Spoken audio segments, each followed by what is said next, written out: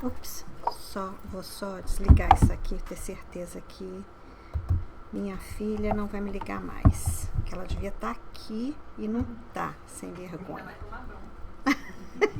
Gente, bom dia, né? É uma alegria para mim falar sobre Humberto de Campos. Humberto de Campos, para mim, o espírito, né?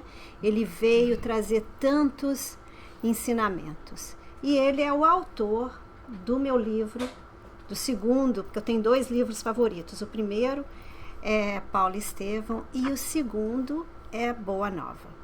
Então, eu podia falar aqui de Boa Nova, mas vocês não iam entender nada, porque eu ia estar falando e chorando ao mesmo tempo.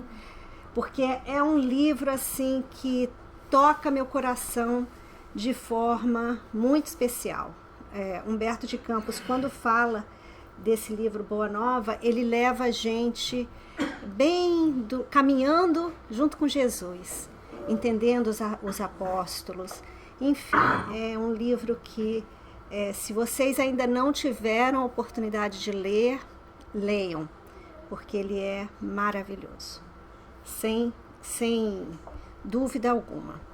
Bom, eu talvez vou me repetir um pouquinho, tentei não me repetir, mas eu quero falar um pouquinho do Humberto de Campos, o homem, antes de entrar no Humberto de Campos, o espírito, para vocês entenderem um pouquinho esse caso, que foi o primeiro caso judicial envolvendo o espiritismo. A gente às vezes não entende por que de certas coisas acontecerem e a gente só vai entender mais lá tarde, né? Lá na frente, o quanto esse caso foi importante para o espiritismo. Então vamos falar um pouquinho. Ups, é aqui, né?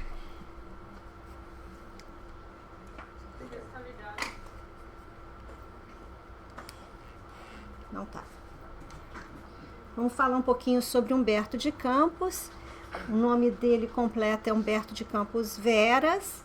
Ele nasceu em 25 de outubro de 1886, na cidade de Miriti, que hoje leva o nome dele, porque é o filho pródigo da cidade, né? Uma cidade muito, muito pequenininha, no estado do Maranhão. Com 6 anos, Humberto fica órfão. E eles vivem uma vida de muita pobreza, muita pobreza mesmo. O pai dele, lá no Nordeste, era uma coisa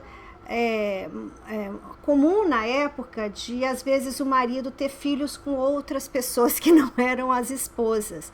E quando ele desencarna, a mãe de Humberto de Campos, que tinha 3 filhos, Humberto e mais 2 irmãs dele, acaba ainda tendo que sustentar essas outras crianças que vieram de escapadelas do pai do Humberto. Então foi uma vida muito difícil. Eles então se mudaram primeiro para São Luís, a família toda, né? A mãe e os filhos. Depois eles foram para Parnaíba, no Piauí. E lá ele frequentou então escolas onde ele foi alfabetizado. Todas as escolas, vocês imaginam, era uma vida muito pobre, então eram escolas, né, bem simples, etc. Mas lá ele foi alfabetizado.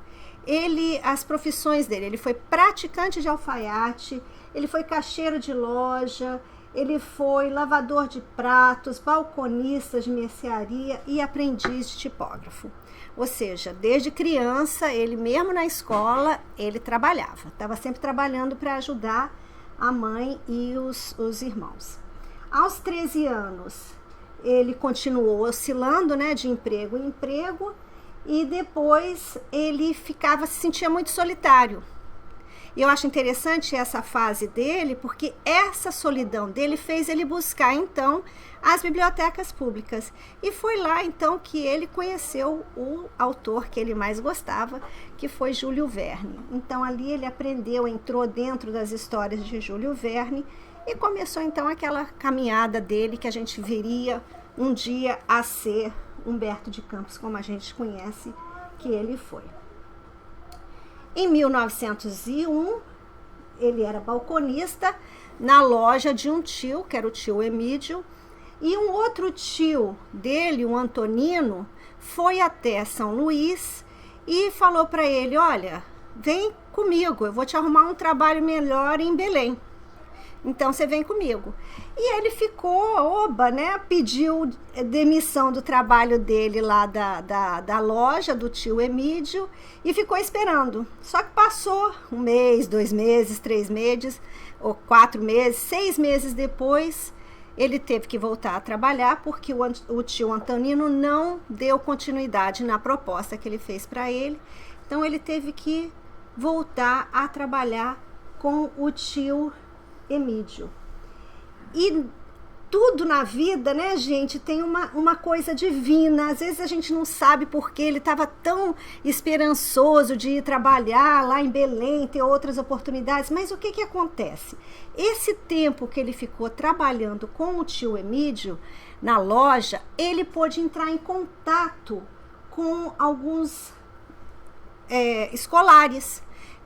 Tinham almanaques, tinham, enfim, jornais, e lá ele lia muito, e foi aí então que surgiu essa paixão literária. Se ele tivesse ido para Belém, como era o prometido, talvez ele não tivesse tido o tempo para fazer essas coisas, né?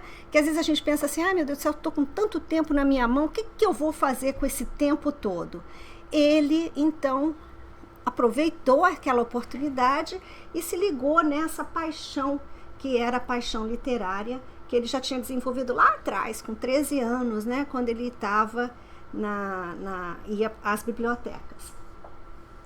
Finalmente, em 1903, deu certo, o tio Antonino, olha, agora você pode vir.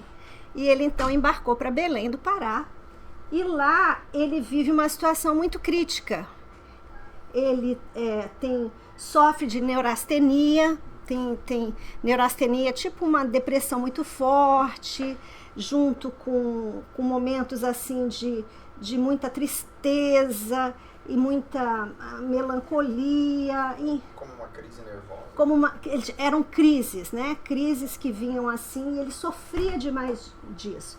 E ele também era revisor em um jornalzinho, mas que era um jornalzinho decadente. E o jornalzinho fica tão decadente que acaba entrando numa briga política lá em Belém e fecha as portas. Nesse momento que o jornalzinho fecha as portas, ele é convidado, então, para ser administrador de seringais em Mapuá, que fica, é uma cidadezinha que fica entre a fronteira de Belém, o Pará e o Amazonas. Ele vai para lá, mas lá o que acontece? Ele trabalha 1 ano e meio, mas sofre também, porque acaba pegando a febre palustre, que é a malária, a gente é conhecida hoje como malária. Ele pega a malária lá e aí ele o que acontece? Vai para Belém. Não pode mais ficar lá por causa das condições. Não sei se vocês conhecem o que é um serigás, mas o serigás é um lugar de muita umidade, muita água, enfim. E ele sofria muito lá. E aí ele é obrigado a voltar para Belém. Como tudo é divino, a gente sabe que tinha uma razão dele voltar para Belém. E lá em Belém, então, ele é contratado para trabalhar no jornal Folha do Norte. E lá ele trabalha, então, 1 ano e meio nesse jornal e chega a ser redator desse jornal. Então, é ali que ele começa mesmo a carreira jornalística dele, finalmente é lançada nesse jornal Folha do Norte. Tudo bem? Ok, então ele fica lá em 1903, trabalha nesse jornal 1 ano e meio. 10 anos depois, ele muda-se para o Rio de Janeiro, mas já muda com a esposa. Ele, inclusive, casou com a esposa por procuração, porque ele queria já ir logo para o Rio de Janeiro para essa nova oportunidade, então eles tiveram que se casar por procuração para ela poder, o pai, deixar ela ir para o Rio de Janeiro encontrar ele. Então ele casa com a Catarina Vergolino e eles têm 3 filhos, a Maria de Lourdes, o Henrique e o Humberto de Campos Filho. Ele trabalha, então, lá no Rio de Janeiro, na Gazeta de Notícias e depois no Jornal Imparcial. Nesses 2 lugares que ele trabalha, ele começa a conviver com grandes escritores da época. Imagina, Olavo Bilac, Rui Barbosa, Emílio de Menezes, João Ribeiro, enfim, grandes escritores da época que ele admirava. Ele agora estava ali trabalhando lado a lado com essas pessoas. Então, para ele, foi assim um sonho que se realizou. Ele está fazendo aquilo que ele gostava e junto com essas pessoas, algumas delas que ele admirava. Porque outras ele tinha uma rixazinha, né?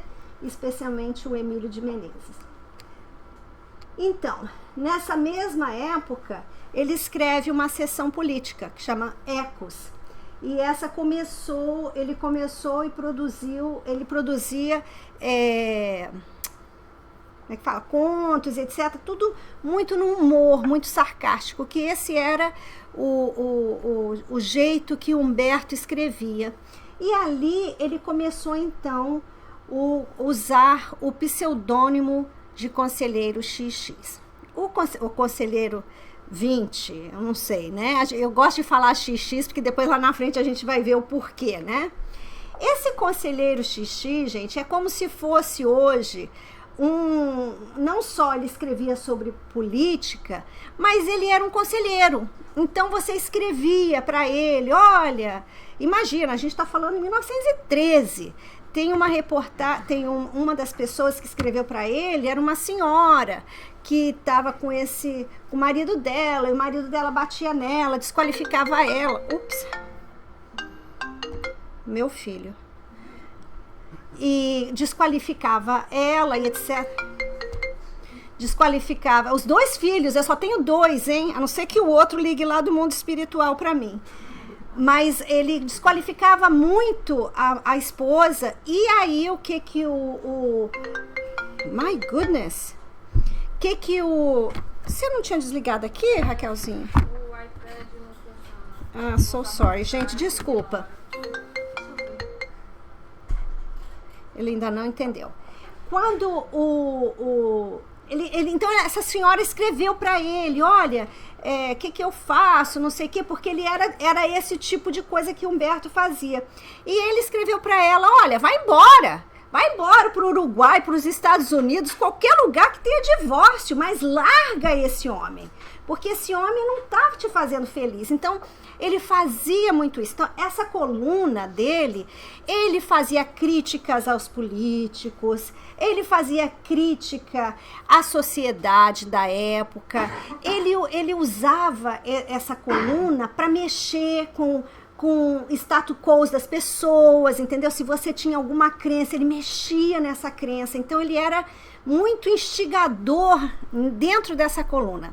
E essa coluna fez tanto sucesso e ele passou a ser conhecido nacionalmente, porque outros jornais do Brasil começaram a querer essa coluna Humberto de Campos. Então agora já tinha Porto Alegre, já tinha o Nordeste, o Recife, já tinha a coluna dele, em Minas já tinha, enfim, no norte do Brasil também já tinha. Enfim, ele ficou, esse Conselheiro XX, deu essa popularidade ao Humberto de Campos, incrível, porque ele passou a ser conhecido como não só um jornalista, mas os livros deles depois vinham através dessas crônicas, dessas reportagens que ele escrevia, depois ele compilava isso tudo e fazia os livros. Então os livros dele acabavam vendendo muito.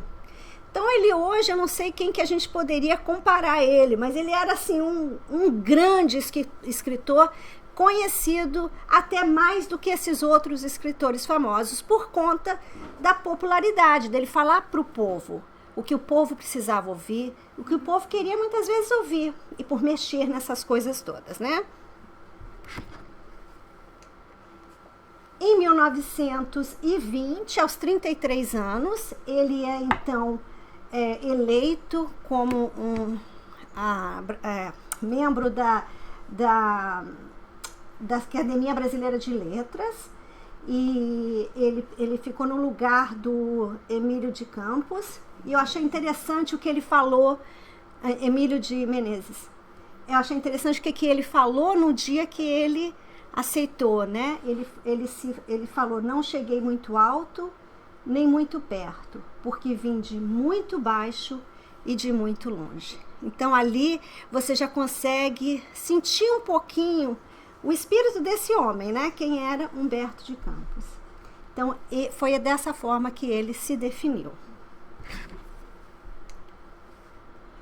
Ele também, eu vou fechar isso aqui just in case, para eles não ligarem mais.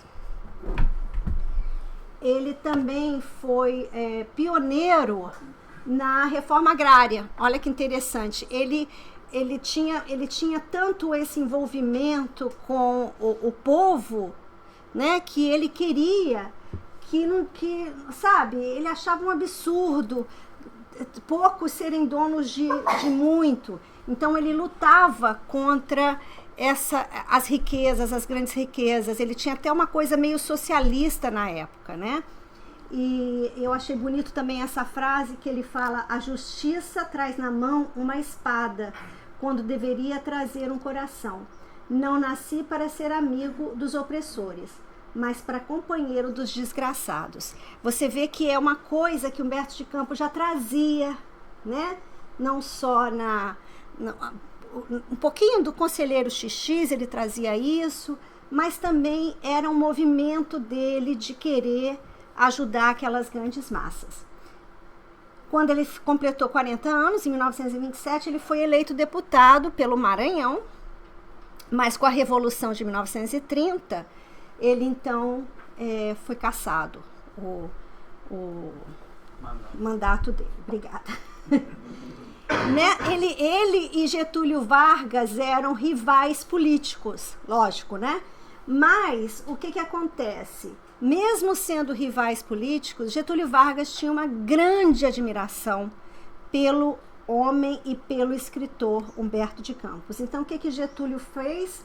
Ele nomeou ele para ser fiscal de ensino e também ser o primeiro diretor da Casa Rui Barbosa.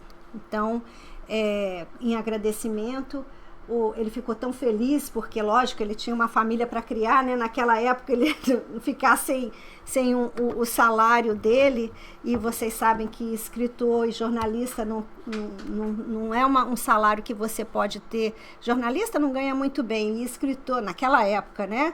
Hoje em dia eu não sei, também não ganha essas coisas, mas o escritor, nunca você sabia se os livros que você escreviam iam ter o retorno. Então, essa era uma preocupação. Então, quando ele recebeu esse posto do Getúlio Vargas, ele então mandou um livro para o Getúlio, com uma dedicatória agradecendo, apesar de serem rivais políticos. Então, no início de 1928, ele ficou, então, ciente dos males que ele tinha.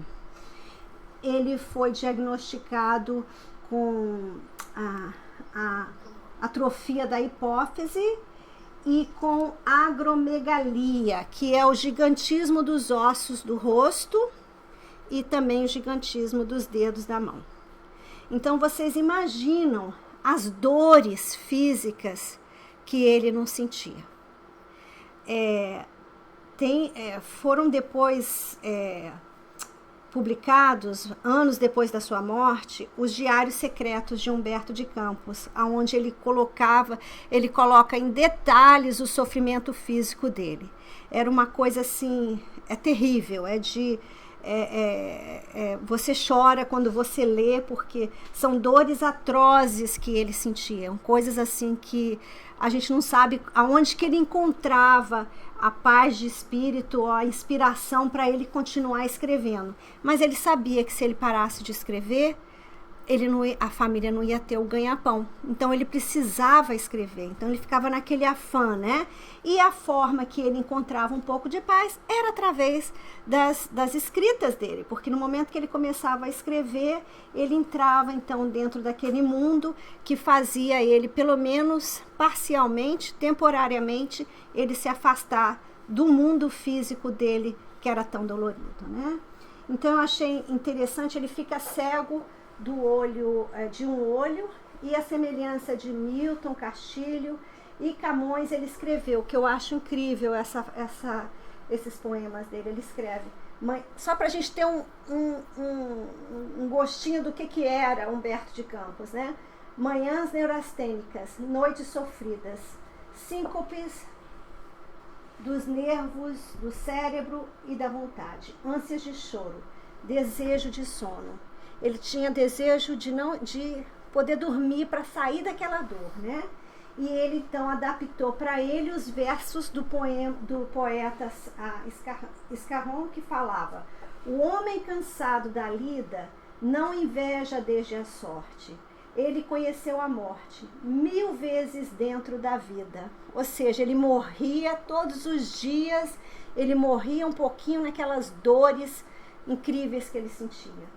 Quem por aí se afoite, não faça barulho enorme, pois esta é a primeira noite que Humberto de Campos dorme. Então, assim, era um poeta que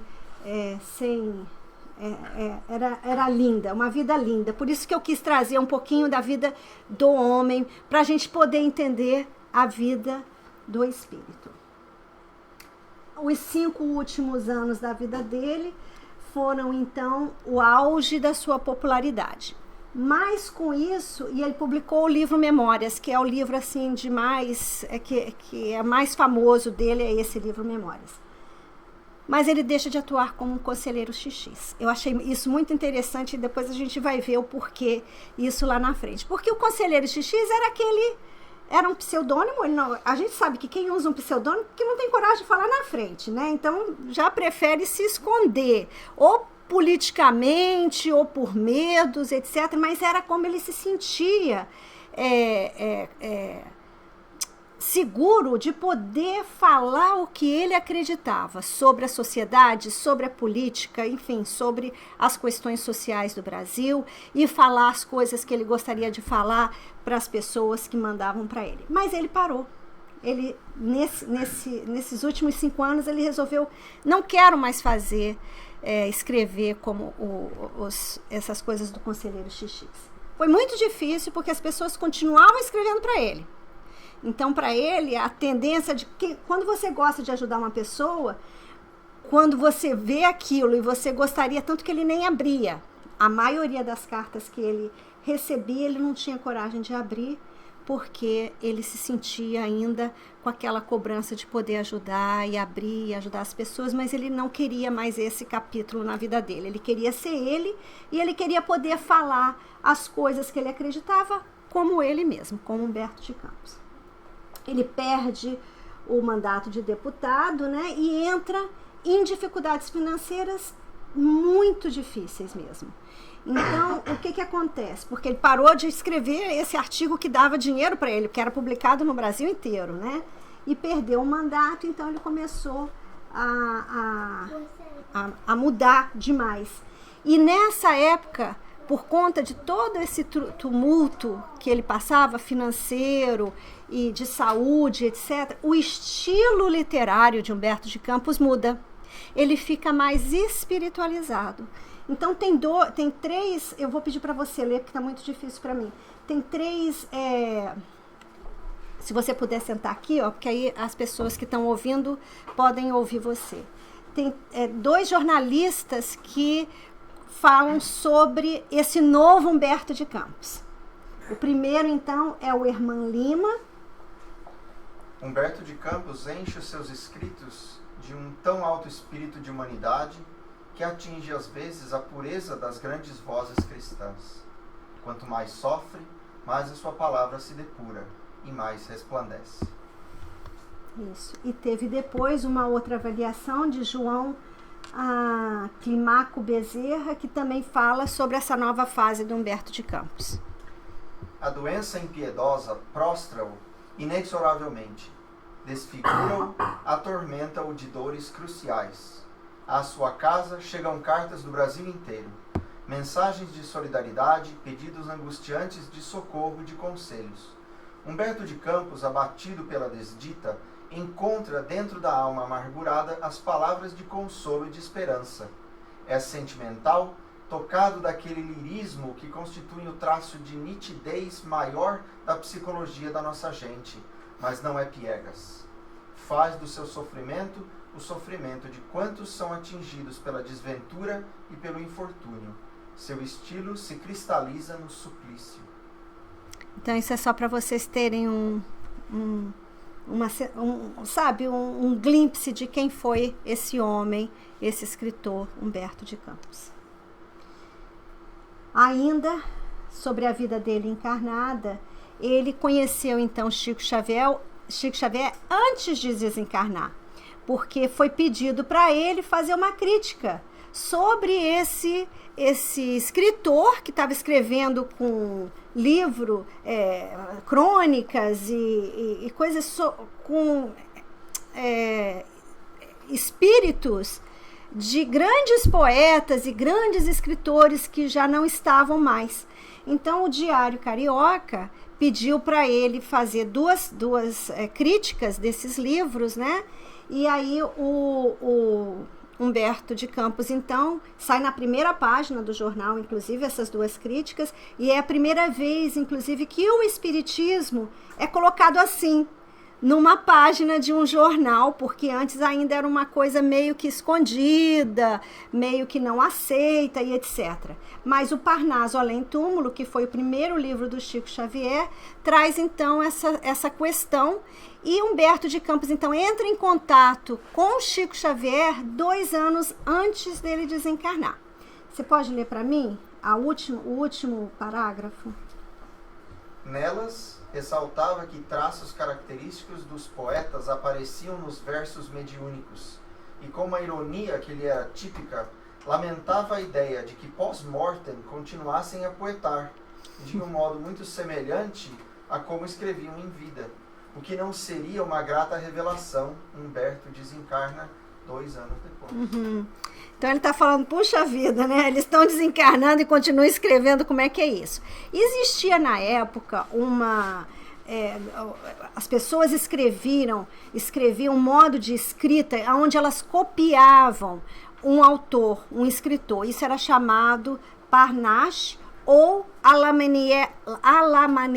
manière de, que a maneira de. Então eram pessoas que copiavam o estilo do escritor. Então, muito dessas coisas desse livro do Chico Xavier, ele foi estudado porque as pessoas achavam, isso é uma coisa que está acontecendo muito lá na França, já chegou aqui no Brasil, vamos ver, essa pessoa está copiando esse escritor, etc. Mas seria impossível, como depois o caso Humberto de Campos traz, né?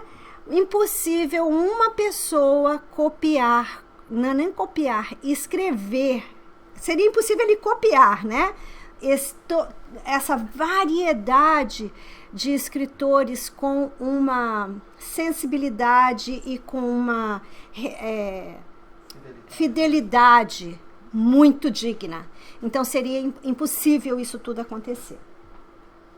Mas foi interessante porque a gente vê que é a primeira vez que ele então entra em contato com Chico Xavier. Ele desencarna, então, em 1934, 2 anos depois, durante uma cirurgia na Casa de Saúde Dr. Eiras, no Rio de Janeiro. Ele estava no auge da sua notoriedade, era uma pessoa extremamente popular, e morreu com 52 livros escritos. Tiveram outros depois, pós-mortem dele, que, sendo os últimos, esses que eu falei, que eram os Diários Secretos, são 2 livros, né, dos Diários Secretos de Humberto de Campos. Antes da gente entrar na vida além túmulo, porque agora a gente vai falar do Humberto de Campos, o espírito, ele teve a oportunidade de se encontrar com Chico Xavier logo depois que ele desencarnou.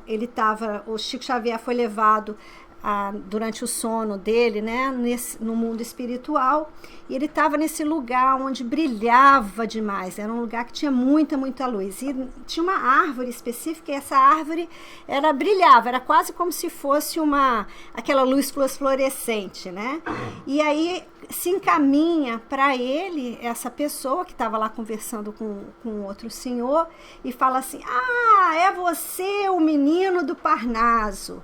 E aí ele acorda sem saber quem era aquela pessoa, mas ele guarda as feições de Humberto de Campos. Então ali eles se encontraram pela primeira vez, né? Depois que ele desencarnou, foi o primeiro encontro que ele teve com Chico Xavier e que viriam muitos outros depois disso. Então, ao longo do século XX, começou o que a gente chama de desenvolver-se no Brasil, a literatura chamada mediúnica. Essa literatura, ela é considerada, ela é escrita pelos que a gente chama de médiuns, né? Que são aquelas pessoas que escrevem as mensagens que vêm dos espíritos, que seriam espíritos, pessoas que desencarnaram. Ela fica mais ainda intrigante quando esses espíritos, eles eram autores também na vida, enquanto estavam vivos, né? Os editores assumem, então, a autenticidade. Então, por exemplo, a FEB, né? Tem um livro do Chico, a FEB assume a autenticidade, que aquele livro é do Chico Xavier, que foi psicografado por ele, mas escrito por Humberto de Campos. Então, está presumindo que o autor, quando a gente lê um livro, a gente não está lendo o Chico, a gente está lendo Humberto de Campos. Ele é o que escreveu, foi através de Chico Xavier, mas ele é o autor. Então, a matriz cultural que possibilitou esse curioso campo literário no espiritismo, constituído na França durante o século XIX, que é o que a gente está aqui todo mundo fazendo hoje, que é o espiritismo. Isso é só para vocês terem uma ideia porque que a gente traz isso para poder entrar depois no caso legal. Uma das marcas, né, dessa forma de escrever, a gente chama então de psicografia. Chico Xavier foi o grande médium brasileiro e para mim ainda é o grande médium do mundo, depois que trouxe, né, mais de 400 obras, sendo que depois da morte dele, a FEB ainda está editando livros inéditos, que nunca... Ele morreu em 2002, quer dizer, quantos anos, né? Ainda estão achando trabalho dele. Então, uma coisa, um trabalho lindo. Em 1944, eu achei muito interessante esse processo, porque ele começa e ele termina em 1944. Se a gente parar para pensar, o Brasil hoje em dia, você abre um processo, ele dura 20 anos, 30 anos. Naquela época, ele começou e ele terminou no mesmo ano. Olha que fantástico. Eu achei isso assim, quando eu comecei a ler, eu falei, uau, no mesmo ano, olha que juiz legal. Então, o que aconteceu? Depois do quinto livro que Humberto de Campos escreveu junto com Chico Xavier, a família dele entra com um processo contra a FEB e contra o Chico Xavier, porque eles queriam falar por que está escrevendo meu marido. E a gente tem que lembrar que um dos argumentos da esposa, que nem é tão ruim assim, é que os livros de Humberto de Campos ainda estavam sendo editados. Então a editora podia pensar, isso aí é o argumento dela, que ela escreveu. Não, a editora pode pensar, peraí, eu tô lutando aqui, eu quero que eles pensem que eu estou ganhando dinheiro através de uma outra editora que está editando os livros dele, né? Então tinha toda essa coisa. E ela também pensou, ele era meu marido, ele era escritor, ele tinha uma editora, por que agora ele está escrevendo outros livros? Sendo que os livros estavam vendendo muito na época. Então, esses são os livros que foram editados recebem o nome de Humberto de Campos, que depois desse processo ele muda então o nome, ele não usa mais Humberto de Campos. Esses 5 livros, Humberto vem para trazer uma janela nova do que é o mundo espiritual. Então, para quem lê as obras de André Luiz e acha legal, etc., Humberto ele traz. É difícil, às vezes, a gente ler Humberto de Campos. Às vezes tem que ler com um dicionáriozinho na mão, porque ele ainda usa aquele linguajar assim, mais antigo, né? Arcaico. Mas é lindo, gente. Se vocês ainda não leram, leiam Humberto de Campos. Eu não posso dizer o quanto eu fiquei feliz quando esse tema foi sugerido aqui para o TSS. Então ele traz em detalhes e ele vem confirmando, então, tudo aquilo que o nosso codificador Allan Kardec trouxe nas obras básicas, Humberto de Campos vem para confirmar tudo aquilo.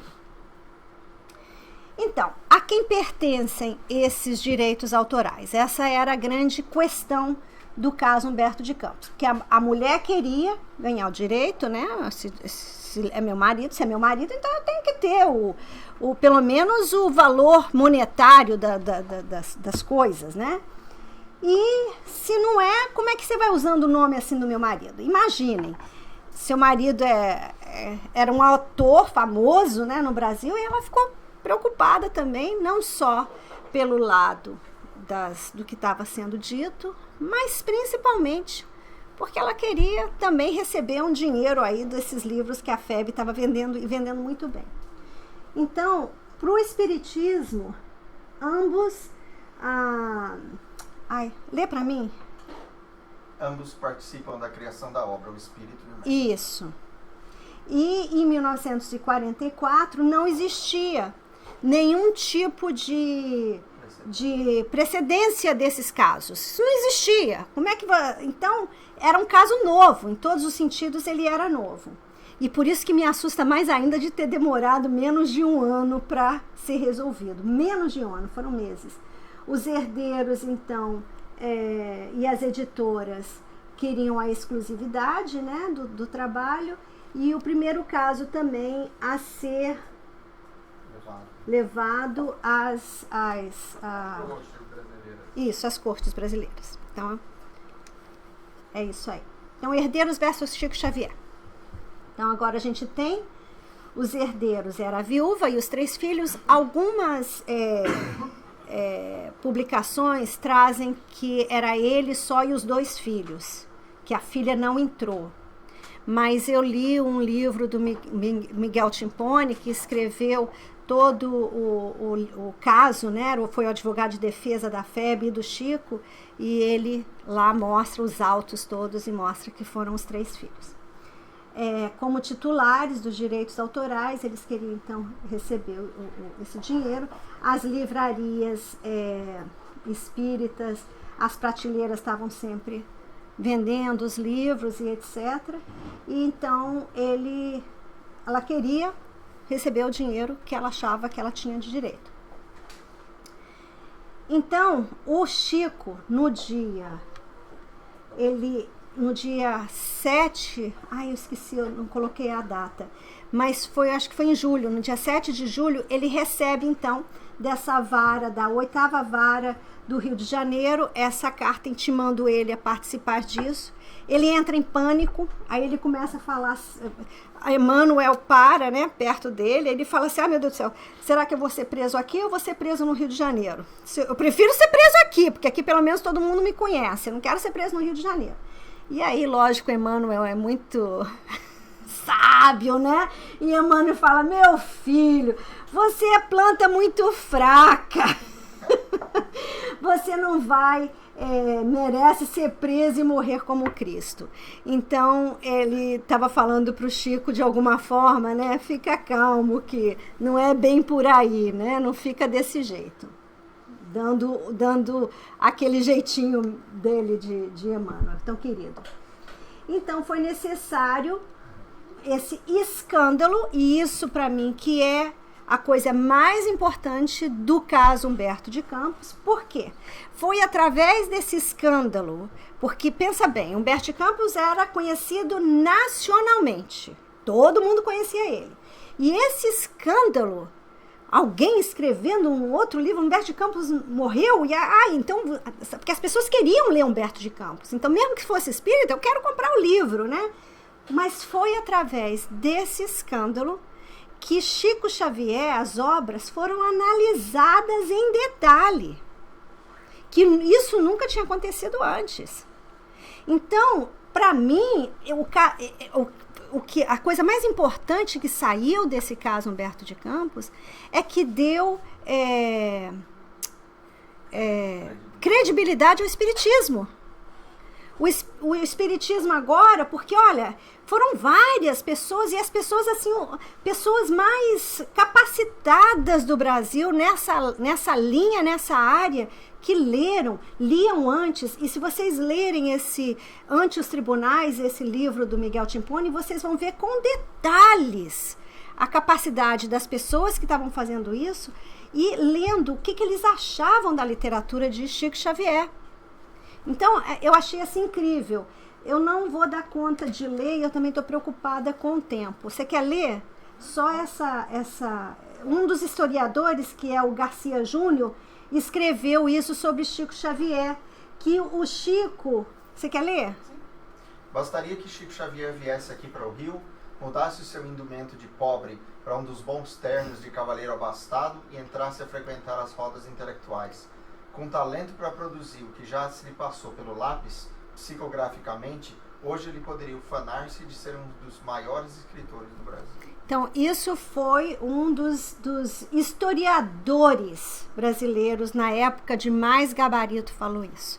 Teve um outro também, que eu vou pedir para o Tiago também ler. Esse é um escritor jornalista, Mário Donato, ele escrevia para o estado de São Paulo, e eu achei assim, muito interessante o que ele falou também.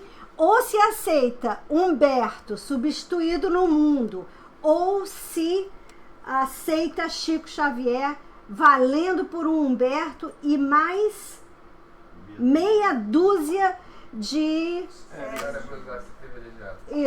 cérebros arquiprivilegiados. Ou seja, não tem como você não aceitar Chico Xavier.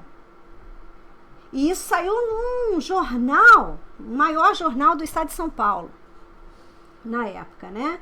Inclusive a mãe dele, que veio falar também, que quando ela lia as obras do filho, ela via o filho naquelas obras. Então ela falava assim, se esse não é meu filho, dá uma cadeira para o Chico Xavier na Academia Brasileira de Letras, porque é impecável. Então veio também da mãe. Então coloquei os maiores críticos e a mãe dele como uma pessoa que veio falar. Esse caso se tornou tão evidente, tão grande no Brasil inteiro, que teve uma revista que era a maior revista na época, que chamava-se Revista O Cruzeiro, e essa revista tinha 2 grandes jornalistas. O maior jornalista dessa revista na época chamava Davi Nasser, e o maior fotógrafo dessa revista era o Jean Manzon. Eles então...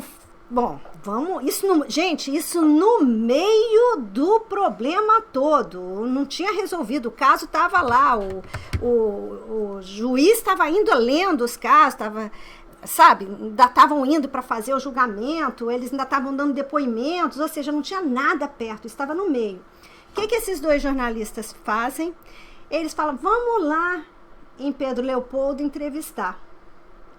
Só que primeiro eles não vão a Pedro Leopoldo, eles vão direto na Fazenda Modelo, onde Chico Xavier trabalhava, e conversam com o seu Joviano, que era o chefe, o dono da Fazenda Modelo e chefe do Chico Xavier. E o Joviano não queria, ele protegia muito o Chico, e ele falou assim, olha, esquece, vocês não vão entrevistar ele. Ele não vai dar entrevista, porque o Chico estava sendo assim, todo mundo ligava para ele, todo mundo querendo saber o que estava acontecendo. Inclusive foi uma das épocas mais tristes da vida do Chico, porque muitos companheiros da doutrina começaram a duvidar dele. E com essa publicação dessa história na revista, piorou mais ainda. Então foi muito triste para o Chico. O que esses 2 fotógrafos, esses 2 jornalistas fizeram? Eles falaram, não, vamos voltar. A gente tem que fazer isso, essa é a história. Você imagina, isso era no meio da guerra, gente, ainda existia a Segunda Guerra Mundial. No meio da Segunda Guerra Mundial, vocês podem imaginar um ambiente espiritual de tudo, né? Eles ainda quiseram que Humberto de Campos, queriam ir lá para poder falar sobre essa coisa desse médio que escreve, não sei o que, parará. Então eles vão até lá e se personificam. Eles mentem, pegam um aviãozinho do coisa, volta e fala assim, vamos logo, porque se o cara souber que a gente está indo para Pedro Leopoldo, eles já estavam em Pedro Leopoldo, eles voltaram para o Rio de Janeiro, aí eles falaram, não, a gente tem que fazer essa matéria, vamos fazer essa matéria. Aí pegaram um aviãozinho pequenininho, que era do Assis Chateaubriand, que era o dono do jornal, da revista, e pegaram esse aviãozinho, foi ele, o fotógrafo e o piloto do avião. Chegaram em Pedro Leopoldo, vão direto lá na casa dele, que era o Centro Espírita. Chegaram lá no Centro Espírita, fingiram que eles eram. O Davi Nasser era inglês, americano, e o Jean Manzon era francês. E o piloto serviu então de intérprete. Então eles fizeram fotografias terríveis do Chico, porque eles queriam expor um fraude, né? Eles já foram com a ideia de que eles queriam expor um fraude. Então, tiraram fotografias comprometedoras do Chico, uma dentro de Chico meditando dentro de uma banheira, a outra, o Chico deitado de lado na caminha do Chico, é bem, bem fininha, estreitinha, o Chico deitado de lado, e fazem aquela coisa sensacionalista, isso no meio do processo, colocando o Chico, então, como se fosse um grande charlatão. E o Chico fica ainda mais arrasado, né, com isso, porque ele fica recebendo essas coisas todas, até de amigos dele. Puxa vida, então ele deve ser charlatão mesmo. Enfim, foi uma época muito, muito solitária e muito triste da vida do Chico Xavier. Eu acho que eu já li a segunda, né? A última está falando, então, sobre... Lê para mim, Tiago. Sobre o Emmanuel. Sabendo do que o jornalista estava fazendo, assina o nome verdadeiro. Isso, tá. Então, o Chico fala assim... Acontece que quando eles chegam em casa, eles escreveram a reportagem, foram embora. Cada um foi para sua casa, escreveram, colocaram a revista saiu. No dia seguinte, o Jean Manzon pega o livro, porque na hora que eles estavam saindo, o Chico deu 3 livros, um para cada um. E o Jean Manzon chega em casa, abre o livro dele e fica horrorizado. E liga na mesma hora para o Davi Nasser. Davi, você guardou o livro que o rapaz lá deu pra gente? E o Davi falou assim, não, por quê? Rapaz, abre aí, fomos descobertos. Eles abrem e tem então uma mensagem de Emmanuel, que eu vou passar e depois eu volto. Só um instantinho. A mensagem porque eu tenho que correr aqui. A mensagem de Emmanuel era ao irmão Davi Nasser, oferece Emmanuel. Ou seja, Emmanuel sabia quem eles eram, mas não falou para o Chico.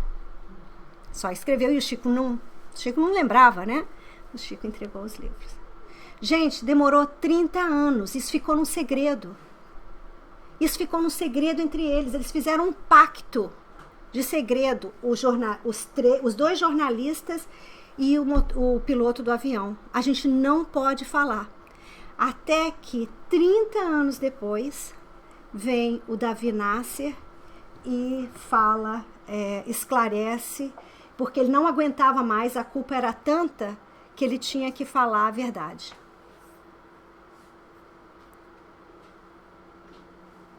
Opa. Cadê a voz deles? Peraí. Eu vou voltar.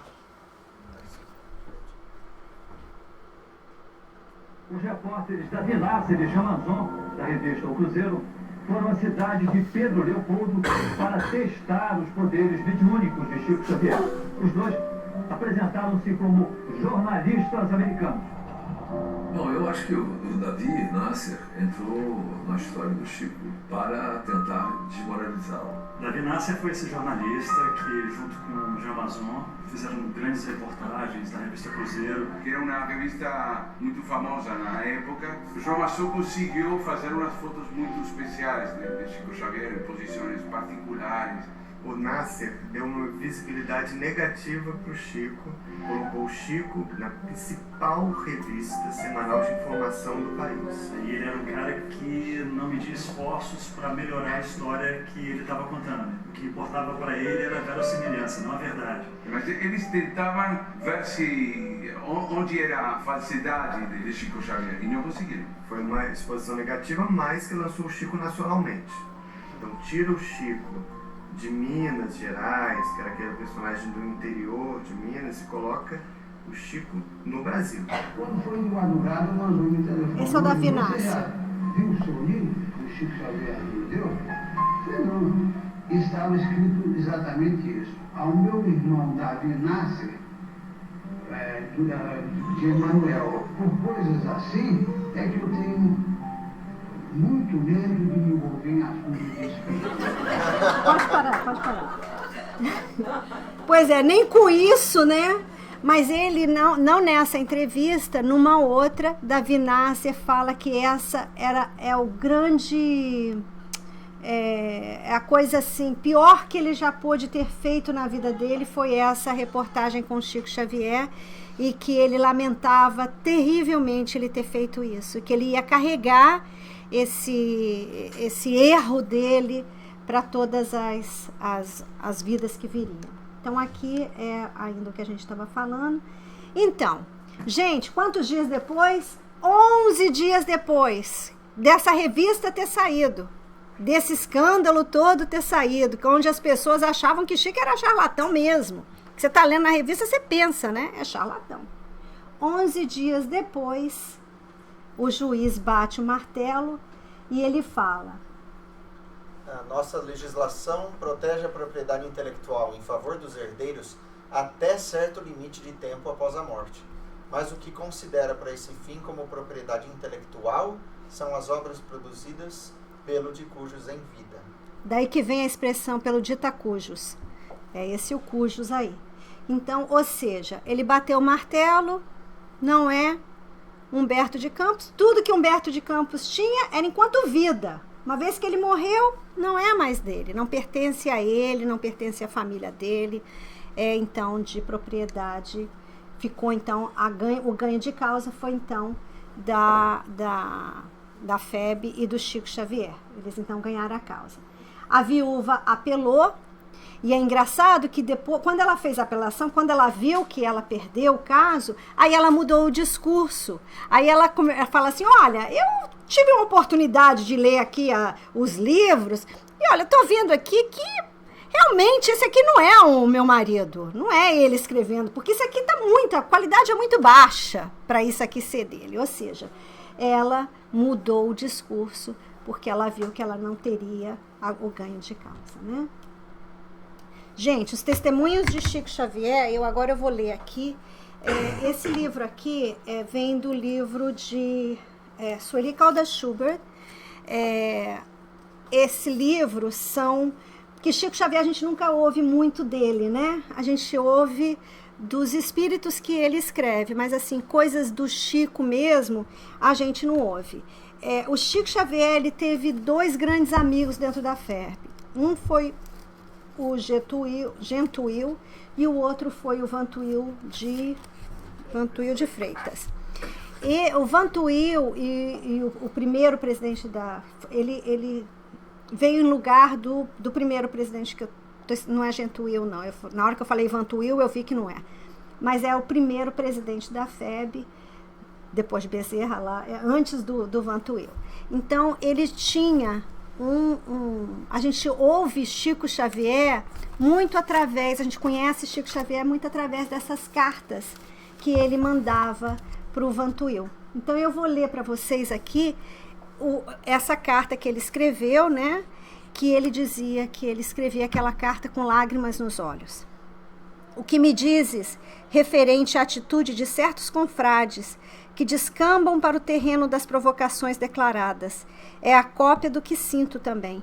É muito triste vermos companheiros com tantas expressões de cultura evangélica alvorecerem-se em lutadores e combatentes sem educação.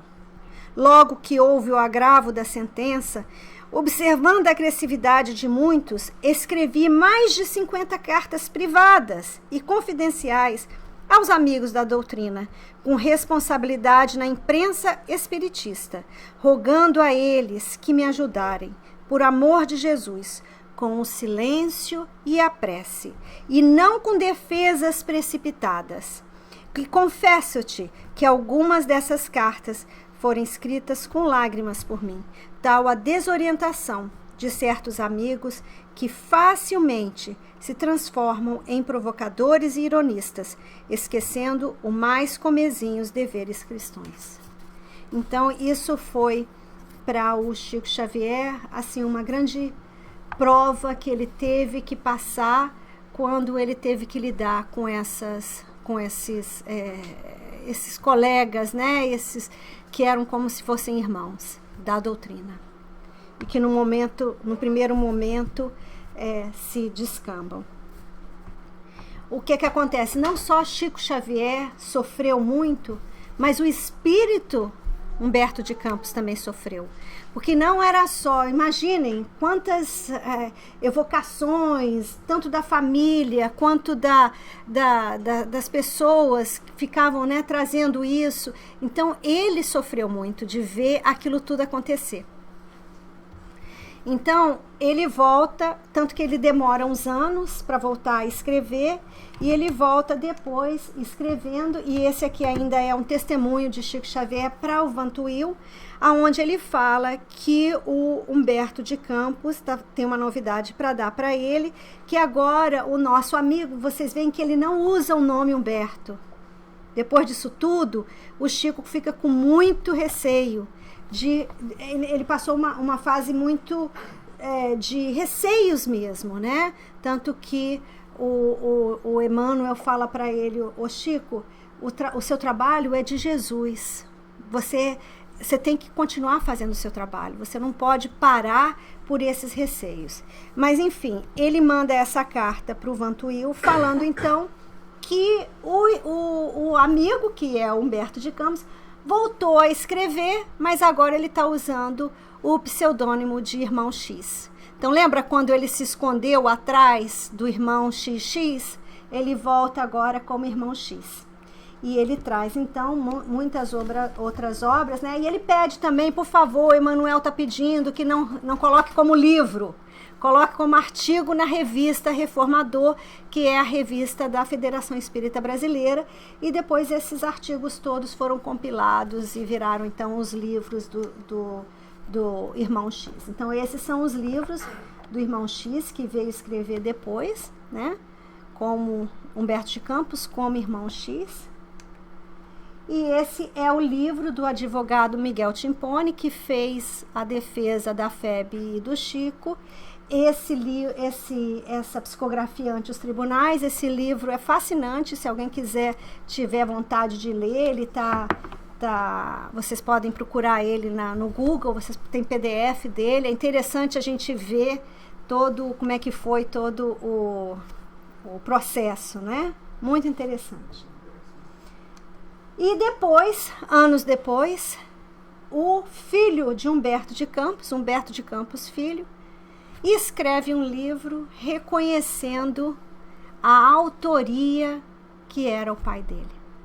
Não só ele escreveu esse livro, mas anos antes ele encontrou pessoalmente com o Chico, pôde abraçar o Chico. Tem um filme que é muito ruim, por isso que eu nem trouxe, mas é muito emocionante vocês verem ele abraçando o Chico, e eu não sei o que ele falou no ouvido do Chico, mas ele deve ter pedido perdão, né, por tudo, e o Chico abraçando e sussurrando uma outra coisa no ouvido dele, que devia ter falado: meu filho, isso é coisa do passado. Quando a gente conhece o Chico, a gente sabe que ele era esse homem puro, né, que não guardava nada. Então eu achei interessante poder trazer isso para vocês também. Eu acho que a nossa hora se acabou, mas o que a gente pode tirar disso tudo? O que a gente pode tirar disso tudo, para mim, é um exemplo do Chico Xavier. Um exemplo de humildade, de simplicidade, um exemplo de que ele respeitou. Ele poderia ter feito alguma coisa, ele não fez nada, ele deu a outra face. o que a gente pode tirar disso tudo é que colocou agora o Espiritismo, esse caso coloca o Espiritismo agora, não só a nível nacional, mas ele dá uma credibilidade que antes o Espiritismo não tinha. Então, para mim, por isso que esse caso, ele é um caso muito importante, por isso que eu quis trazer para vocês. Gostaria de ter trazido Boa Nova, quem sabe alguns dos colegas ainda não vai trazer esse mês esse livro maravilhoso que é o Boa Nova. O último slide é o Chico Xavier, pela voz dele, lendo uma das crônicas do Irmão X. Então, a minha sugestão seria para a gente apagar as luzes e na hora que vocês estiverem recebendo o passe, vocês ouvirem o passe ouvindo a mensagem do Chico Xavier. O que vocês acham? Porque é tão bonita que é uma historinha, sabe? É um pouco longa, são 8 minutos, mas é uma historinha que faz a gente levar para casa um ensinamento, né? Então, eu acho legal. Gente, é isso. Alguma pergunta? Eu mesmo já estou falando. É por causa da hora. Alguém tem alguma pergunta, algum comentário? Desculpa, eu fui me atropelando aqui, mas é isso. Então é isso, gente. Espero que vocês tenham gostado e até a próxima.